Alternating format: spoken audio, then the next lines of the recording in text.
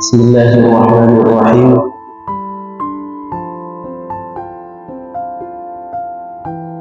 Assalamualaikum warahmatullahi wabarakatuh.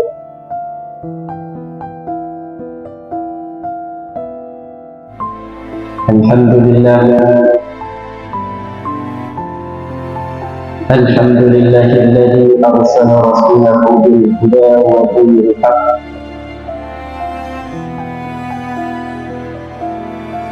liyudhhirahu 'ala ad-dini kullih wa kafaa billahi shahida.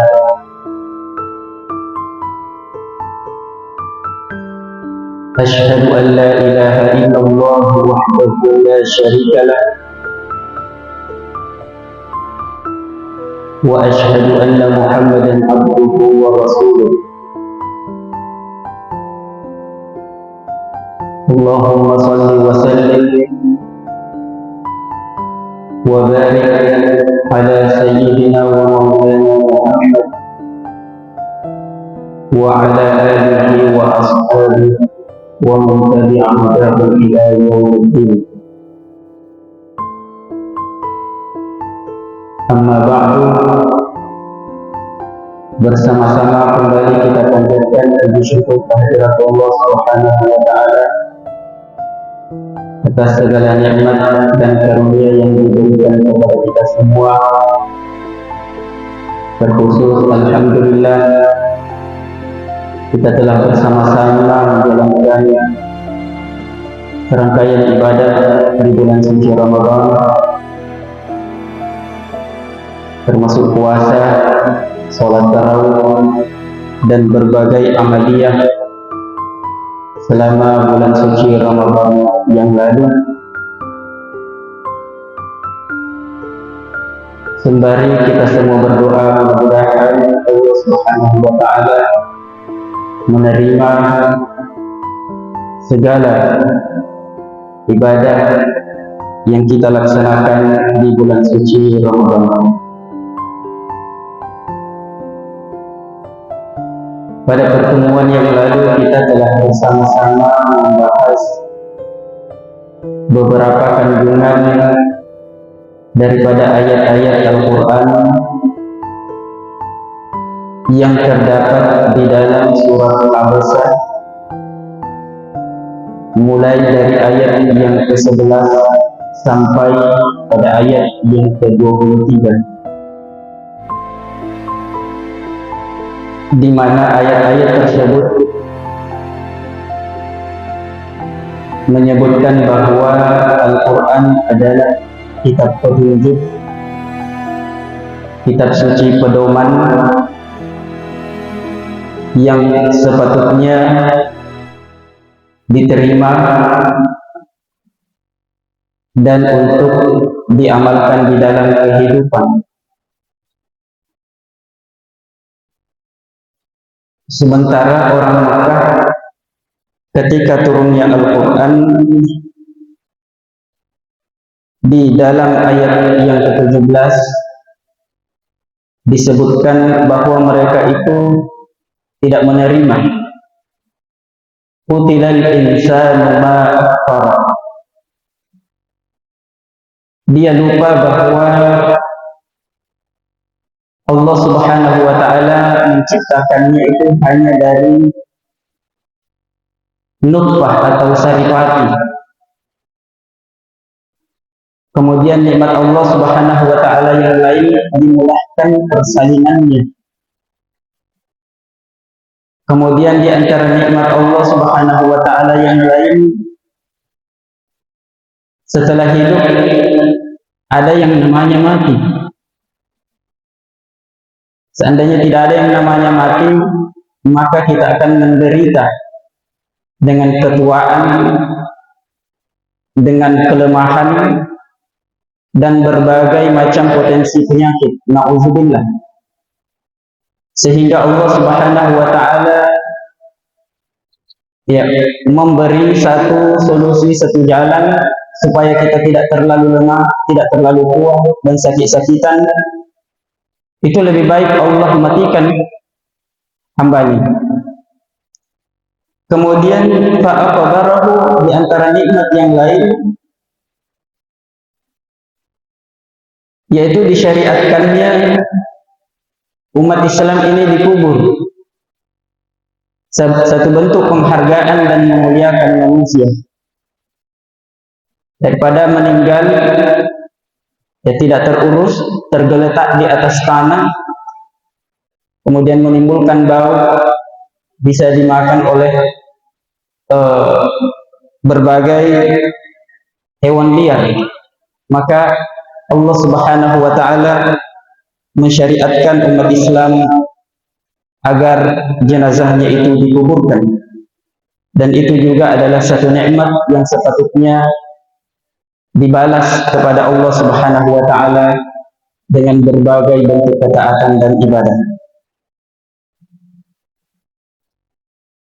Insyaallah pada pertemuan kali ini kita akan melanjutkan kajian kita, mengkaji dan membahas beberapa kandungan ayat-ayat yang terdapat di dalam Al-Quran surat Abasa, ayat yang ke-24 sampai ayat yang ke-32.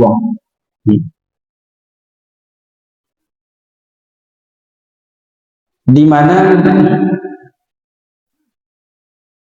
kembali lagi Allah Subhanahu wa taala di dalam ayat ini mengingatkan dan memperlihatkan lagi tanda-tanda kekuasaannya. Napitangi kong Allah Subhanahu wa taala tanda-tanda arajangan, di mana kita bisa melihat sifat kudratnya Allah. Allah Subhanahu wa taala berfirman, "Falyanzuril insanu ila ta'amihi." Kalau mau lihat kekuasaannya Allah, coba lihat itu sedikit makanan yang biasa kita makan. Kita itu cek ruang Andreta. Ya. Jadi kata yanzur itu telah kita sebutkan berbeda dengan ro'a. Kalau dia ro'a melihat tapi tidak memperhatikan. Tapi kalau yanzur melihat dengan memperhatikan dan disertai dengan tadabbur. Ya. Yaitu anna sababna al-ma'a sabba. Kata Allah Subhanahu wa taala, coba perhatikan dari mana asalnya itu makanan. Itu berawal dari air hujan yang diturunkan oleh Allah Subhanahu wa taala. Ya. Maka mulai diturunna wa bosir. Ya. Di sini digunakan penegas anna sababna al-ma'a sabba. Jadi sebenarnya ada 3 nun di sini. Satu anna itu 2 nunnya. Ya. Anna atau inna itu 2 nunnya, cuma digabung. Ya, digabung nunnya ditandai dengan tasydid. Ya, masadu.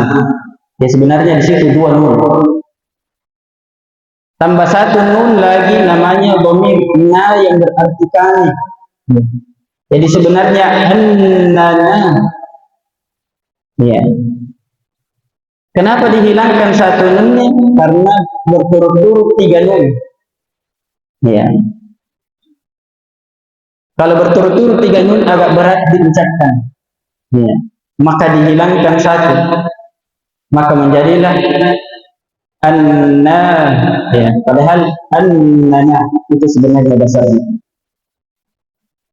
Sesungguhnya kamilah sababna al-ma'a sabba, yang mencurahkan air hujan dari langit. Ya. Di sini Allah Subhanahu wa taala ingin menyampaikan bahwa air hujan ini tidak turun dengan sendirinya. Air hujan itu diatur oleh Allah. Ada satu buku, ya, disusun oleh seorang ahli penafsir Al-Quran yang khusus mengkaji ayat-ayat sains di dalam Al-Quran.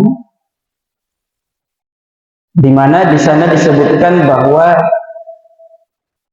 air hujan yang turun tiap tahun itu, ya, judul bukunya I'jaz al-Ilmi fil Qur'anil Karim, disusun oleh Profesor Dr. Zaghloul An-Najjar. Ternyata air hujan yang turun setiap tahun itu kadarnya sama persis setiap tahun. Ya, jadi air hujan yang turun tahun lalu sama dengan air hujan yang turun tahun ini.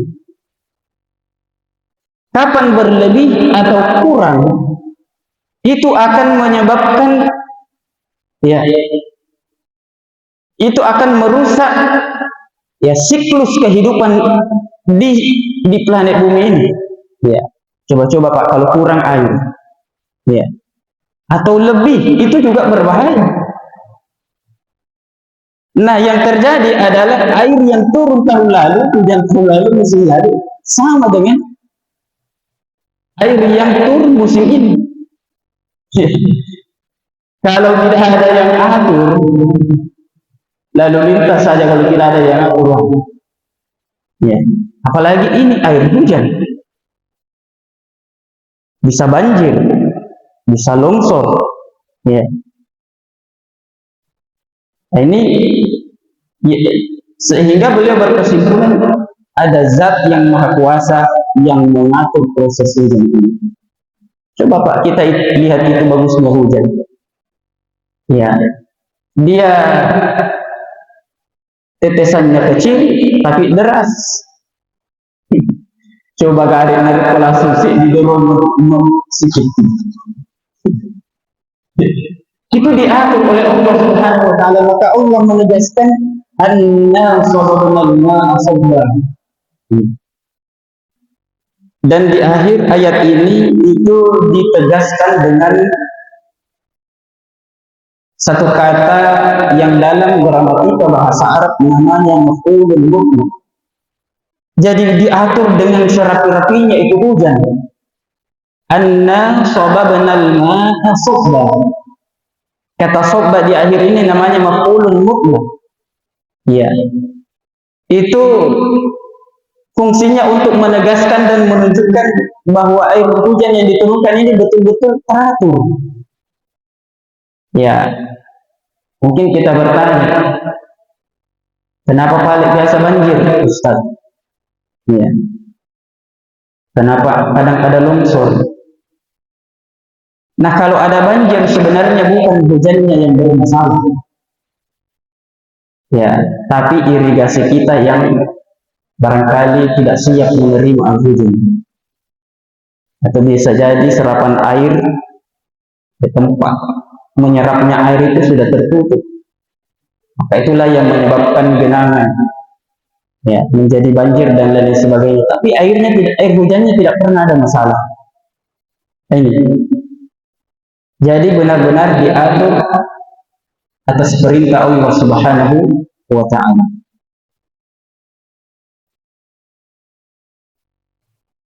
Kemudian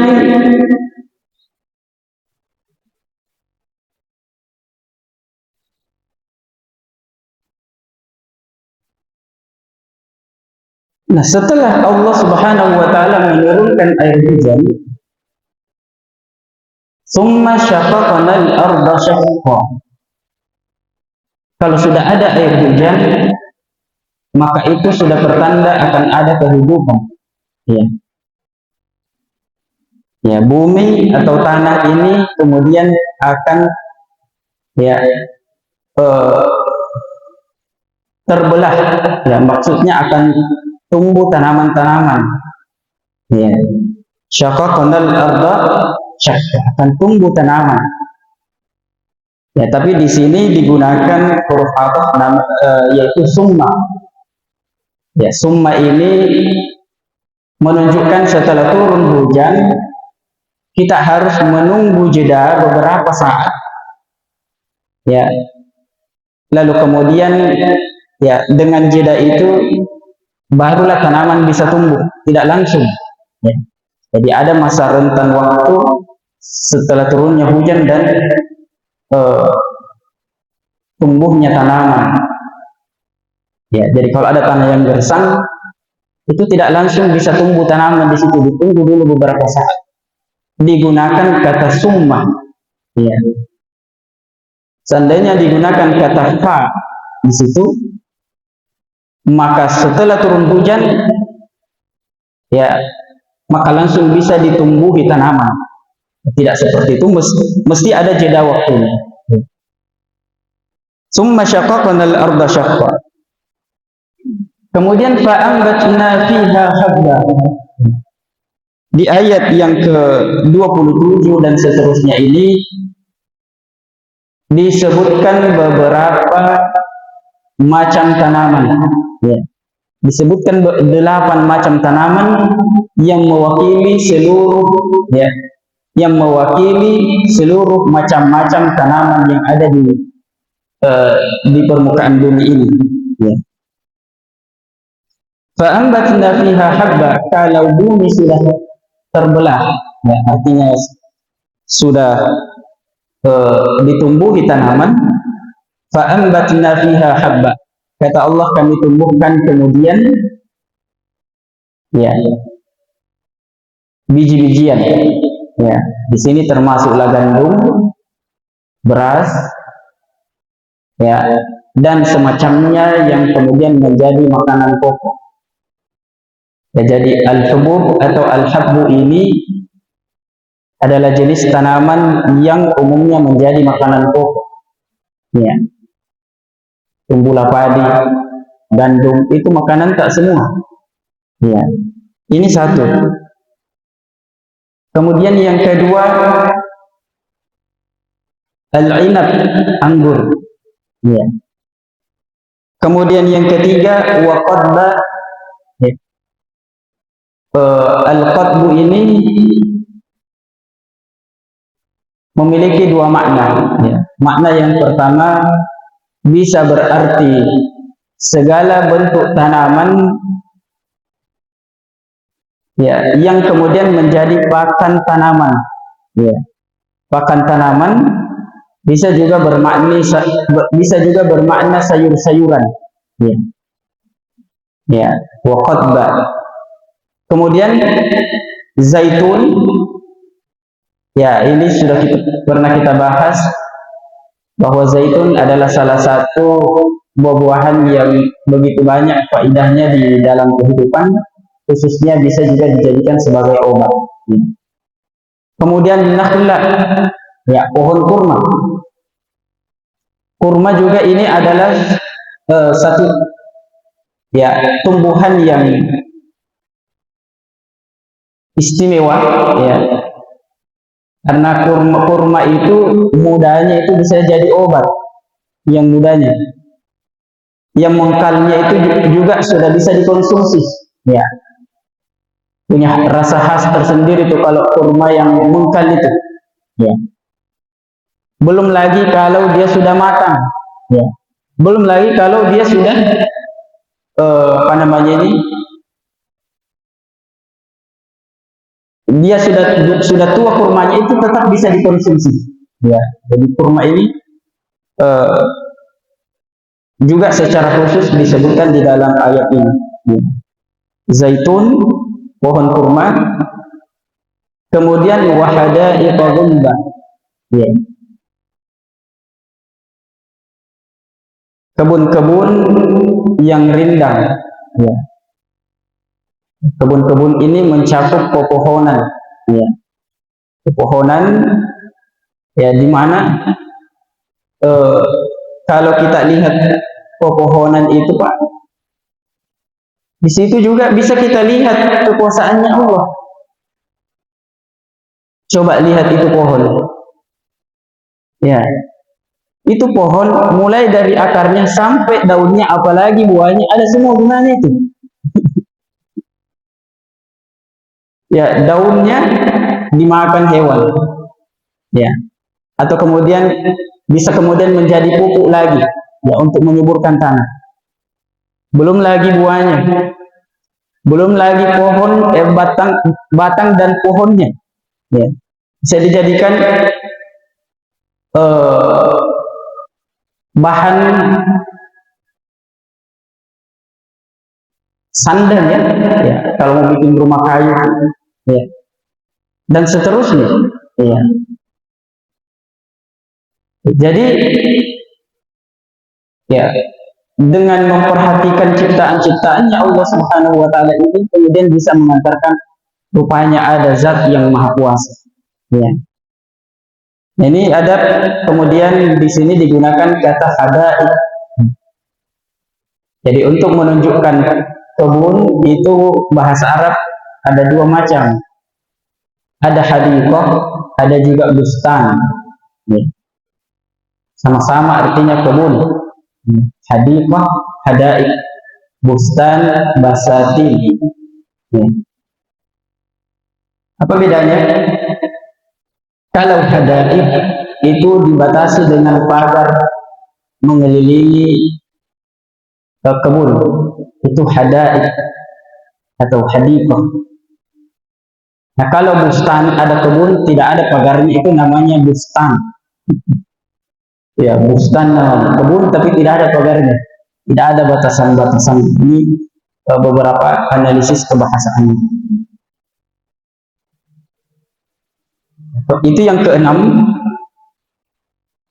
Kemudian yang ketujuh, wafatihah, buah-buahan, wa abba, dan rerumputan ya. Nah, inilah kemudian yang menjadi ya sumber awal makanan manusia ya. Ini kemudian bisa dikonsumsi oleh, diantaranya ada yang bisa langsung dikonsumsi oleh manusia, ada juga yang kemudian menjadi pakan dan makanan hewan ternak ya. Jadi di sini ada fakihah ini untuk manusia, buah-buahan, dan abba ini hanya bisa dikonsumsi oleh hewan-hewan ternak. Mata'al lakum wa li'an'amikum. Kesemuanya itu kata Allah Subhanahu wa taala adalah untuk kesenangan umat manusia dan hewan ternak mereka.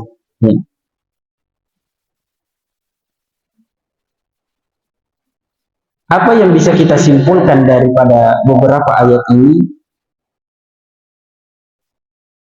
Ya, yang pertama sudah kita sampaikan secara tersirat ya melalui pembahasan kita, yaitu ya dengan memperhatikan nikmat Allah Subhanahu wa taala yang berupa makanan ini ya, kita bisa kemudian lebih memperkuat keimanan kita bahwa ternyata ada zat yang maha kuasa yang mengatur semua ini ya.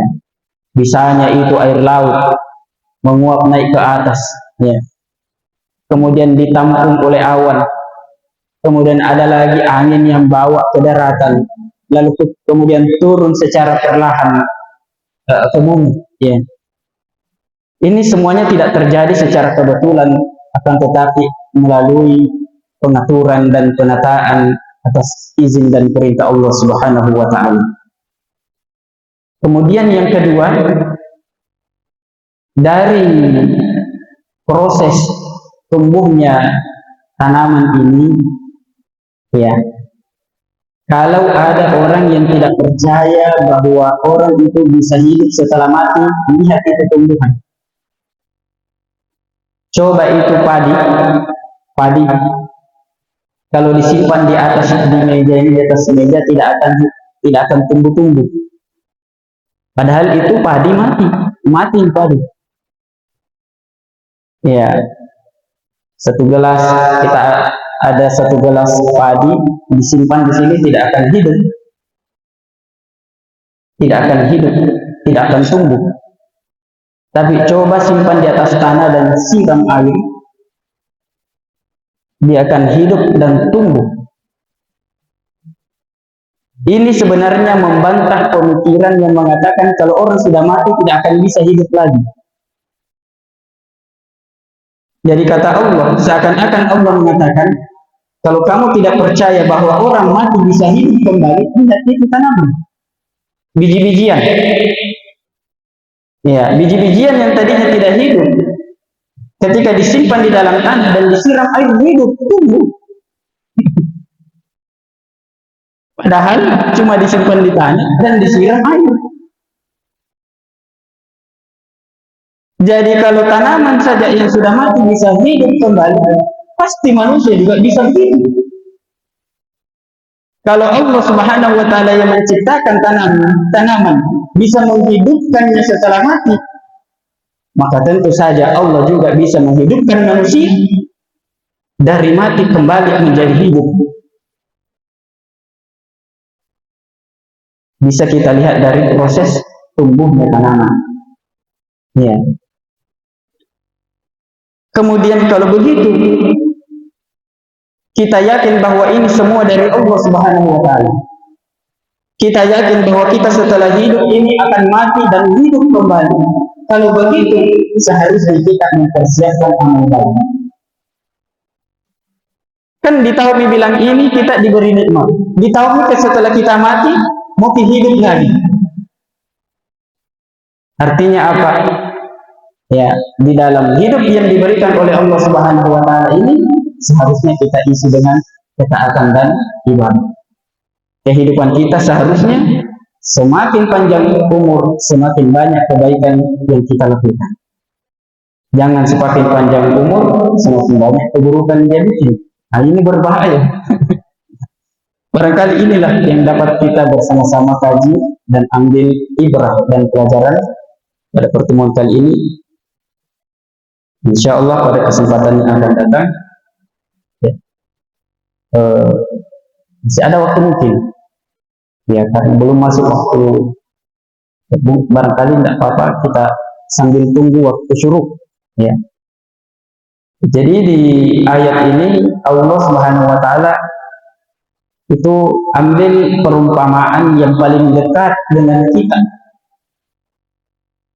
itu makanan, ya. Allah tidak ambil yang jauh-jauh.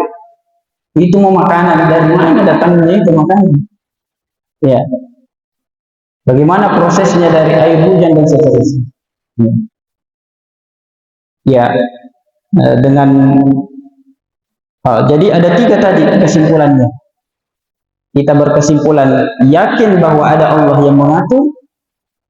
Yang kedua, yakin bahwa setelah mati kita bisa hidup kembali atas izin Allah, ya.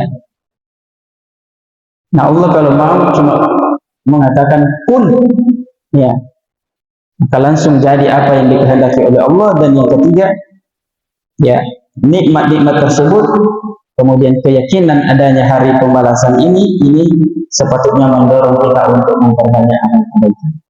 Barangkali cukup, ya, apa yang dapat kita kaji pada pertemuan kali ini. Insya Allah mudah-mudahan berkah dapat kita amalkan di dalam kehidupan kita. Dan tutup dengan ucapan mohon maaf lahir dan batin. Wabillahi taufiq wal hidayah. Wallahu muwaffiq ila aqwamit thoriq. Wabillahi taufiq wad da'wah wal irsyad. Assalamualaikum warahmatullahi wabarakatuh.